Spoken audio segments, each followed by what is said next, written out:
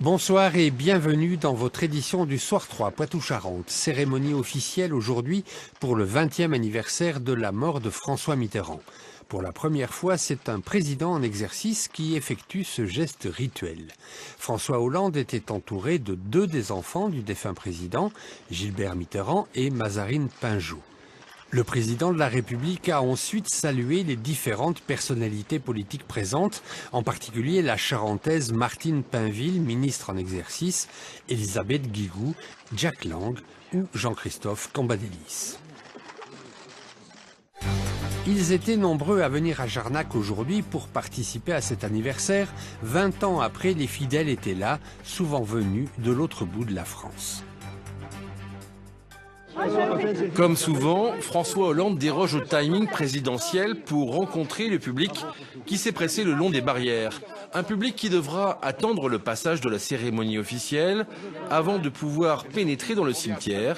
Certains ont fait plusieurs centaines de kilomètres. Bonjour, vous venez d'où? De Mont-de-Marsan. De Mont-de-Marsan? Oui, les Landes. Ok, vous venez tous les ans? Non, c'est la deuxième fois que je viens. Et la première fois, il faisait froid. Et aujourd'hui, il pleut. Je suis le maire de Lynx, dans les Landes. Et alors pourquoi vous venez spécifiquement? Parce que François Mitterrand, c'est une grosse pause de ma vie de militant. Et c'est par respect pour sa mémoire. La pluie n'a d'ailleurs pas arrêté ces inconditionnels du président Mitterrand. Je suis maire de Saint-Preuil, une petite commune en Grande Champagne, mais je viens tous les ans. C'est pas parce que je suis maire que je suis là. Depuis 20 ans, j'étais à l'enterrement avec la famille. C'est pas parce qu'il y a le président qui vient que vous êtes là? Non. C'est par mémoire, pour la mémoire, voilà. Et tous les ans, on est là, donc il n'y avait pas de raison de ne pas venir cette année. Et cette année, le parapluie ne fait pas le moine. Sous les allures de fans des Beatles, se cachent en réalité de véritables fidèles des années Mitterrand. Nous, on vient du Tarn. On vient du Tarn, on vient d'Albi, vous vous rendez compte quand même. Hein. Et puis on est fidèles, on est fidèles. On est venu le 8 janvier 97, le 8 janvier 2006 et on revient le 8 janvier 2016. Voilà. Il y en a qui vont un pèlerinage à Lourdes, on vient un pèlerinage à Jarnac. Un pèlerinage où exceptionnellement ce matin il a fallu montrer patte blanche avant d'accéder au périmètre du cimetière. Un appel à témoins à Royan après une série de cambriolages. Un ou plusieurs individus ont forcé l'entrée de 5 restaurants du front de mer. Les faits se sont passés ce matin, entre 5 et 6 heures. Ils auraient volé les fonds de caisse, mais le butin semble maigre, quelques centaines d'euros.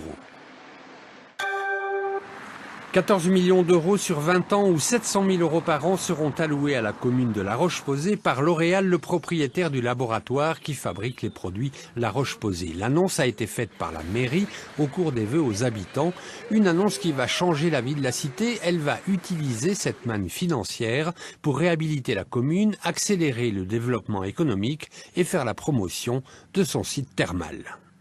Nous sommes dans un domaine extrêmement concurrentiel avec d'autres stations thermales qui sont organisées en réseau et qui bénéficient de forces de frappe dont nous ne disposons pas à ce jour à La Roche-Posay.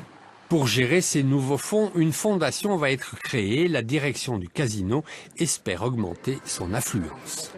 Après, il faudra bien étudier, savoir comment, si je peux me permettre, cette fondation va fonctionner en interne. Et bien entendu, le plus important, c'est de pouvoir, comme je vous le disais, générer plus de trafic sur la station thermale de La Roche-Posay et également dans mon établissement.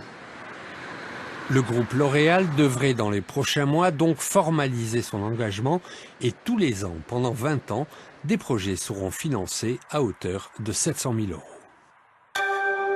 Le salon des lycéens et des étudiants se déroule jusqu'à demain soir au parc des expositions de Poitiers. Il propose des échanges, des rencontres et des découvertes pour que chacun puisse faire le meilleur choix d'avenir possible. La région Poitou-Charentes a fait en sorte de recevoir tous les directeurs de CFA dans le cadre de notre association qui rassemble tous les directeurs de CFA pour nous construire ensemble et proposer une convention qui pourrait être un modèle, mais la région Aquitaine a fait la même chose et la région Limousin a fait la même chose. 300 formations sont à ce jour proposées dans nos 4 départements.